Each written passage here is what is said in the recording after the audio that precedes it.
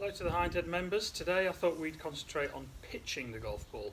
I was lucky enough many years ago when I spent some time in America to be present at the Bob Hope Classic in Palm Springs.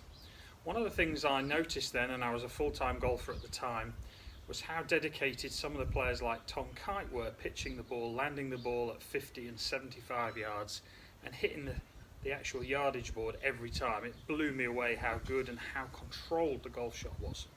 So I'm going to try today and show you the secrets of how to pitch and how to control the distance of your shots. Let's have a look. Okay, let's see if we can teach you how to pitch. What we've got to remember is there are only a few variables that make for a good pitch shot and how to control the distance. I see most of you on the driving range looking at, say, the blue target or the red target that we now have out in the range, and you'll simply try and hit shots into that target. You won't know how far away that target is, or how to go through the process of making the golf ball fly that far. So it's important to try and give you a little mark, a line in the sand that you can have all of your pitch shots based from. So the variables that we have are how far back do we swing the club, how fast does the club move, the quality of the golf ball, and the quality of the strike. Well, we can control a few of those. We can control how far back we swing. We can control the rhythm of your golf swing, make sure it's consistent. Quality of the strike, that might come with practice, and obviously it's important that you also play with the same golf ball. One area we see with short game is you're all playing with the first golf ball you pick out of your golf bag. It would be really beneficial for all of you if you chose one golf ball and stuck to that golf ball. That way you'll start to get familiar with how it reacts, how far it tends to fly, whether it bounces, spins very much, but they would all help you when it comes to pitching. Okay, let's try and hit that first golf shot. We're going to try and call this one a 9 o'clock shot. Those of you that have lessons with me before, you'll know this shot. We've mentioned it to you before. So we're going to control how far the golf ball goes. At this point, it's not important how far it goes. It's more important how far it goes for you.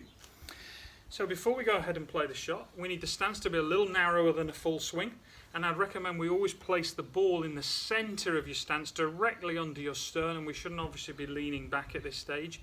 And if we have the ball in a constant position, when we go to change the club or the length of the swing we're going to try, at least we're guaranteeing one thing will return to the same spot, have the same value of loft, and therefore get the same trajectory. So to hit a 9 o'clock shot, nice and simple, I've set this trampoline up so that we've got 9 o'clock and 3 o'clock showing on the clock face. Obviously you've got to try and imagine 12 is above my head. So nice and simple, all we want you to do using the lead arm is swing back as far as you can to 9 o'clock. So the arm at this stage is parallel with the ground. You should have by now hinged the club to something like a right angle or the letter L.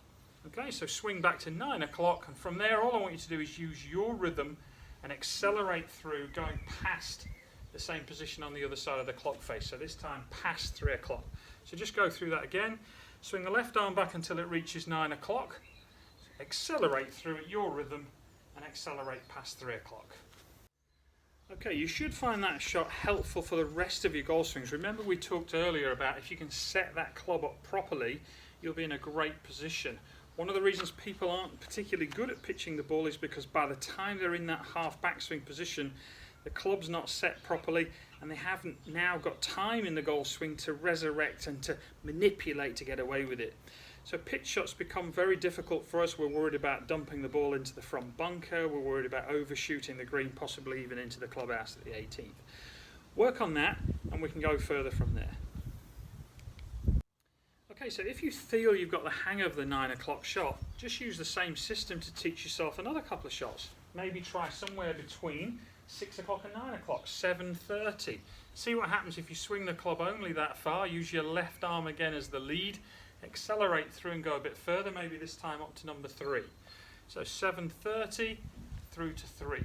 That might give you something in the range of 30 to 40 yards, but remember at this point the distance isn't important. If you want another one to practice, instead of going to 9 o'clock, go a little further. Try 10:30 in the clock face. Accelerate through into a full finish. Again, you're controlling the distance. Now that brings us to the last part of this. The distance isn't important how far it goes, it's important how far it goes for you. So the best way to try this when you get back to the club and you're able to practice is start to get the method, hit a few golf shots, and when you feel you're ready, hit 5, 6, 7 shots and then try and track how far they've actually gone. This is something I do once every other month. I hit 9 o'clock pitch shots with my wedge, my sand wedge and my lob wedge, and I record how far they've gone so that when I'm in the middle of a tournament round, I'm not guessing. So I hope you've enjoyed all the tips today on pitching. If we can help you with your swings, we'd love to help once we get back to normal. I hope you stay safe as we enter into what is this now, week 4. Look after yourselves, and I hope to see you soon. Please do keep in touch.